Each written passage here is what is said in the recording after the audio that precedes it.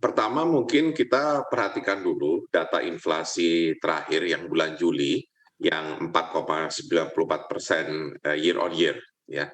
Karena kita tahu bahwa dalam komponen inflasi kita tuh ada tiga ya, ada inflasi inti, kemudian ada inflasi harga bergejolak, terutama harga pangan, dan inflasi dari harga yang diatur oleh pemerintah. Nah, dari yang bulan Juli kemarin, kita bisa melihat bahwa yang membuat inflasi menjadi lebih tinggi ya dibanding sebelum-sebelumnya itu lebih kepada inflasi harga pangan bergejolak. Ini kan kondisi sebelum ada wacana mengenai kenaikan harga BBM. Karena memang hari ini kita tengah berada dalam kondisi global yang mengalami inflasi tinggi. Dan itu berimbas kepada baik inflasi harga pangan yang bergejolak maupun yang administer price ya. Administer price itu kebanyakan datang dari misalkan kenaikan harga Pertamax ya.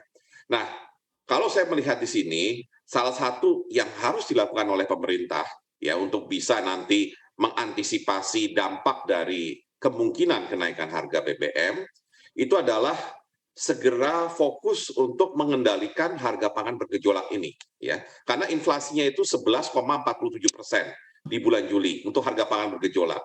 Ini yang menurut saya harus dikendalikan dulu supaya masyarakat paling tidak ketika ada kenaikan harga BBM tidak khawatir dengan kesulitan untuk mendapatkan kebutuhan pangan dan tidak merasa bahwa daya belinya tergerus signifikan akibat kenaikan harga BBM.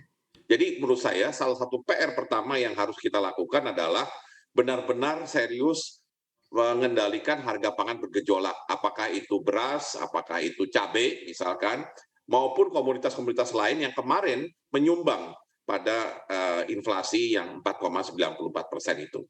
Kalau dari segi inflasi inti saya lihat BI sudah menaikkan tingkat bunga ya tanggal 23 Agustus kemarin sehingga paling tidak inflasi inti masih relatif terkendali, sedangkan yang dia administer price ini yang nanti akan terpengaruh ya. Karena kalau harga BBM dinaikkan, maka tidak hanya inflasi yang berasal dari harga yang diatur pemerintah yang pasti naik, tapi juga akan berimbas kepada harga pangan bergejolak karena akan menyangkut biaya transportasi. Terkait persentase bantalan sosial terhadap APBN, sebetulnya persentase yang ideal di angka berapa sih Pak Bambang? Ya, tentunya kita tidak bicara spesifik mengenai persentase, karena persentase itu akan muncul dari dua kondisi ya. Yang pertama, siapa yang harus mendapatkan bantuan sosial. Tadi Pak Hari sudah menyebutkan dari kelompok yang sangat miskin, miskin, rentan miskin ya. Dan kalau dalam konteks kenaikan harga BBM atau melihat ke depan bahwa harga bahan bakar minyak itu akan fluktuatif, saya perkirakan mungkin perlu ditambah juga dengan kelompok yang disebut sebagai aspiring middle class. Jadi mungkin mudahnya kelompok menengah tapi yang masih bawah ya, karena mereka juga relatif terpengaruh daya belinya kalau ada kenaikan BBM. Itu yang pertama. Jadi untuk menentukan jumlah. Yang kedua adalah jenis dari bantuan sosialnya ya.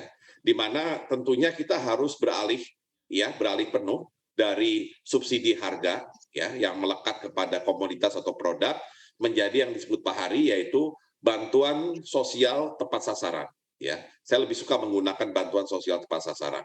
Jadi kalau menggunakan ya misalkan anggaran yang sudah disiapkan untuk subsidi hari ini ya untuk tahun 2022 sekitar 520 triliun rupiah ya kita bisa bayangkan kalau 520 triliun atau 500 triliun lah katakan itu bisa diarahkan menjadi bantuan sosial tepat sasaran.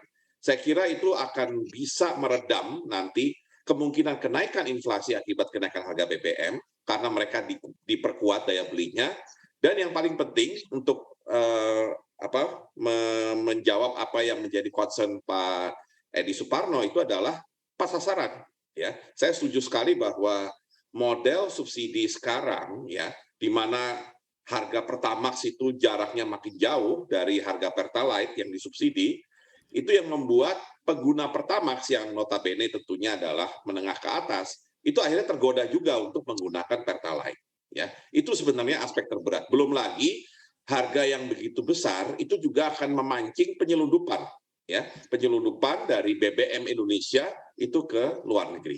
Jadi saya ingin mengatakan bahwa yang lebih penting adalah pemerintah ke depan terutama itu harus punya skema yang jelas ketika kita ingin membantu kelompok masyarakat yang income-nya paling rendah sampai menengah bawah, ya. Dan saya masih tetap beranggapan bantuan sosial tepat sasaran itu adalah yang paling pas, dan saya setuju dengan Pak Hari dalam konteks kenaikan harga BBM kalau dilakukan pada saat-saat ini, kita perlu top up, ya. Jadi daripada kita menambah subsidi yang tadi jumlahnya bisa sampai hampir 200 triliun tambahannya, lebih baik itu untuk top up apakah PKH, bantuan pangan non tunai, ya, kemudian untuk yang kesehatan, ya, PBI, maupun yang pendidikan, ya, atau kalau ada bantuan sembako atau ada yang lainnya. Itu akan lebih tepat, dan tapi tentunya pesan saya ke Pak Hari dan teman-teman di Kemensos, tolong yang namanya akurasi data jangan jadi isu lagi, ya. Saat ini sudah era digitalisasi, jadi istilahnya sudah kecil kemungkinan data itu tidak akurat atau data itu salah, ya. Itu mungkin, Mas.